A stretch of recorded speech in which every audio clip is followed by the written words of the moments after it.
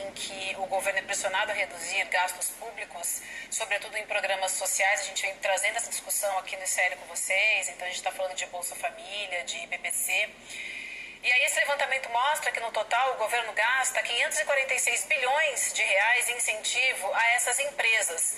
A lista segue acompanhada do valor que cada empresa recebe. Só o agronegócio, para a gente dar uma ideia aqui, recebe 18,7% desse valor, estou falando de 546 bilhões, quase 20% vai para o agro. A gente tem a lista das 10 empresas que mais recebem benefício fiscal. Vou pedir para chamar a atenção para todos vocês para acompanharem essa lista e depois distribuir também para aqueles colegas que falam que o governo não está deixando o empresário trabalhar no Brasil, né? Vamos ver?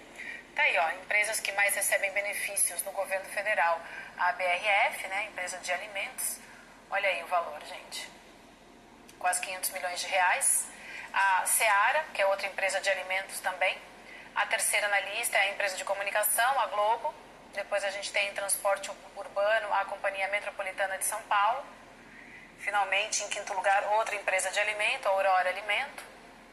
Vamos para a segunda página.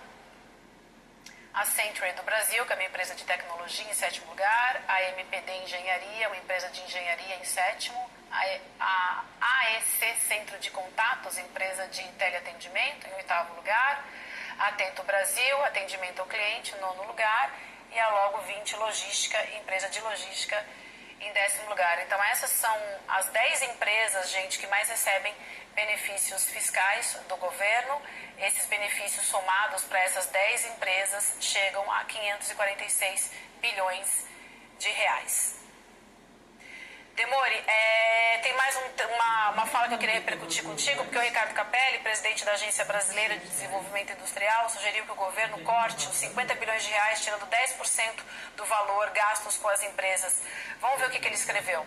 Ele fala assim, 546 bilhões em benefícios fiscais para os mais ricos.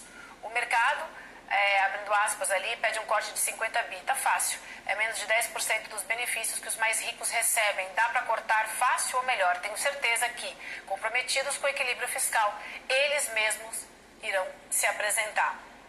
E tem uma galera que dizia que o agro sustentava o Brasil, aparentemente é o contrário, né, Demori? Aparentemente é a gente que sustenta o agro, né? O William, quase 20% de 540 bi, se eu não estou mal de matemática, né? Dá 100 pau, né? 100 bi. De receber incentivos fiscais, quer dizer, esses incentivos fiscais não ajudam em nada a baixar o spread, né? Mara, veja você como é a situação do Brasil. Banco virou um negócio tão lucrativo no Brasil que a Volkswagen, que financiava os seus carros através de associação com outros agentes bancários, a Volkswagen resolveu abrir um banco dela.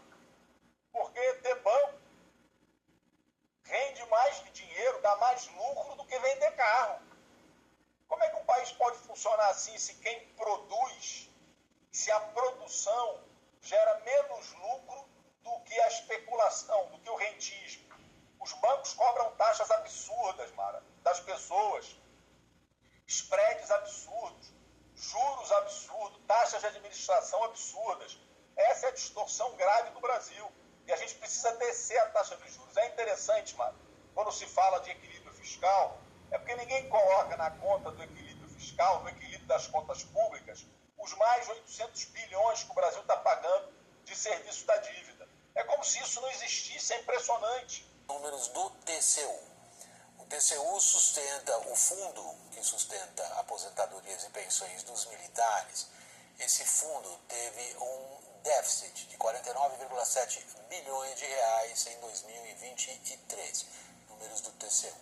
O mesmo relatório indica que as receitas da Previdência Militar, elas bancam apenas 15% dos gastos com os benefícios. É isso que foi chamado pelo TCU de segundo pior regime na relação entre o volume de receitas e despesas. Caio, é uma discussão que vem de longo tempo. Vários governos... As conversas já duram algumas semanas, sabemos disso, falamos aqui no programa, e para parecem agora ter chegado a um ponto delicado. Cortes no Ministério da Defesa. Quem conversou com o ministro José Múcio e traz essas informações exclusivas é ele, João Paulo Biagi. Michel Temer é o segundo ex-presidente do Brasil a ser preso em menos de um ano. Vice-presidente da República, Michel Temer assumiu o cargo de presidente em maio de 2016, após o Senado aprovar a abertura do processo de impeachment e o afastamento da presidente Dilma Rousseff. Tomou posse prometendo recuperar a economia e realizar reformas fundamentais. Melhorar o Brasil da Dilma e do PT será uma marca que, sem dúvida nenhuma, terei a honra de carregar. A cadeia. Ex-aliado do governo, o presidente da Câmara dos Deputados tem um papel fundamental no impeachment de Dilma Rousseff. Está autorizada a instauração de processo.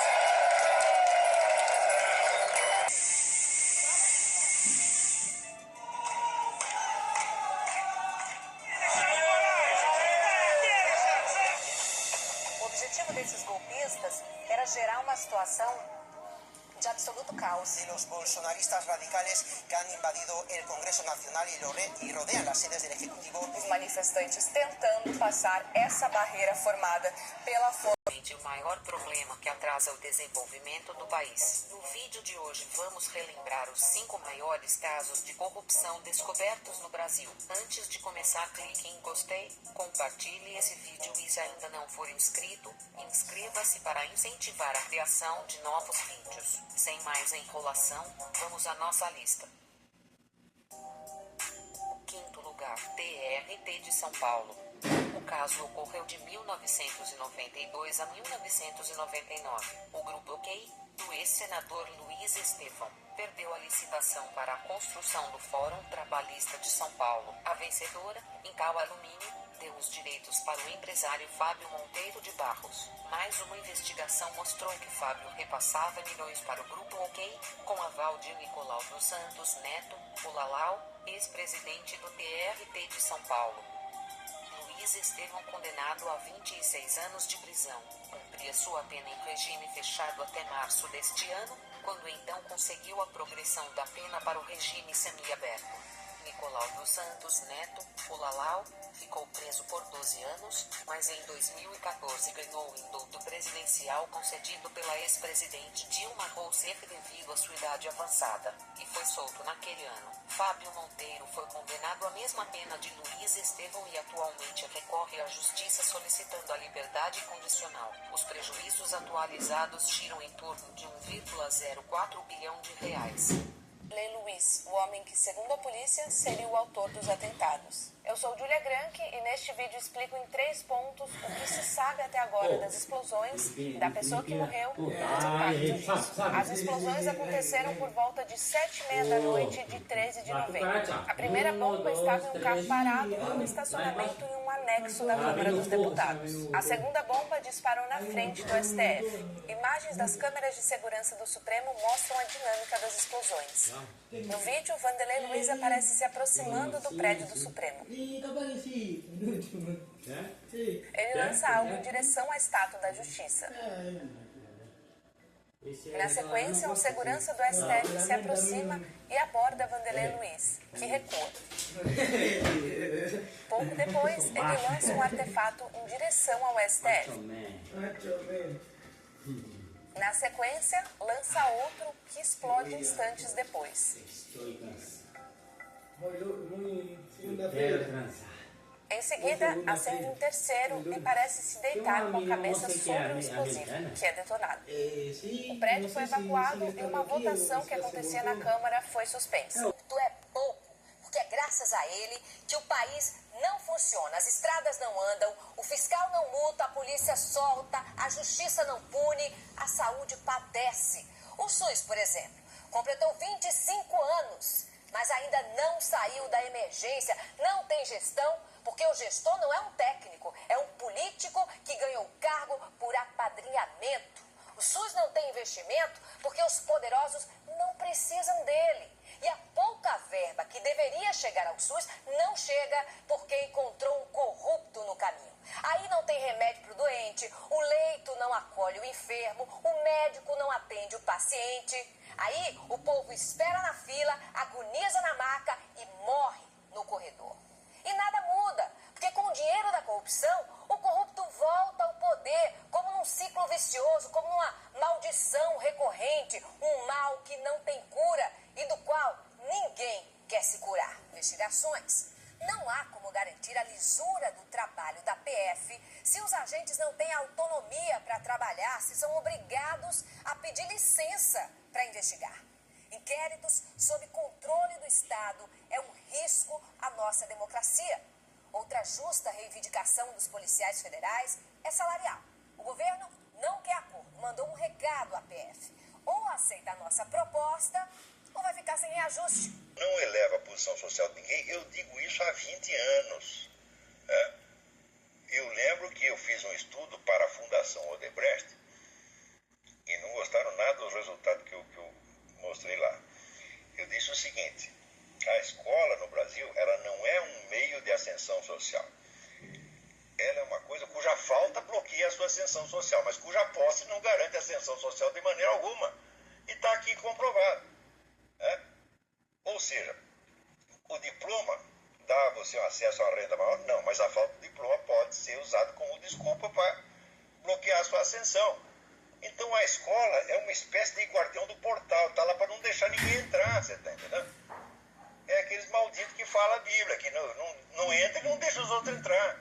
Quer dizer, a escola no Brasil é um pesadelo. Ela não te ensina nada e ela não te dá meios de ascensão social. Ela é uma fraude completa. É uma fraude no sentido educacional, cultural, é uma fraude no sentido econômico. Né?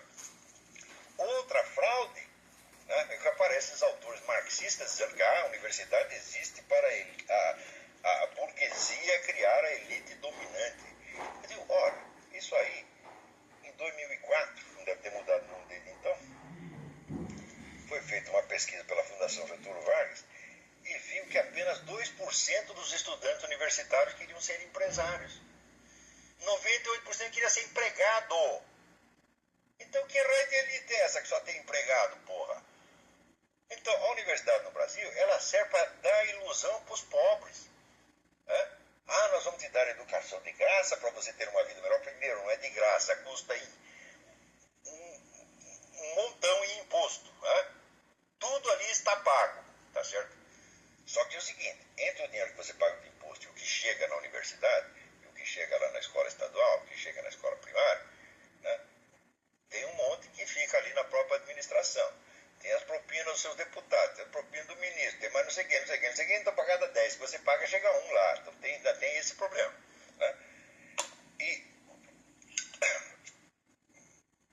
em segundo lugar, não te dá ensino nenhum e também não te dá ascensão social. Ou seja, é uma máquina de corromper a população mediante falsas promessas, porra. Então, eu acho o seguinte, o Ministério da Educação tem que ser fechado.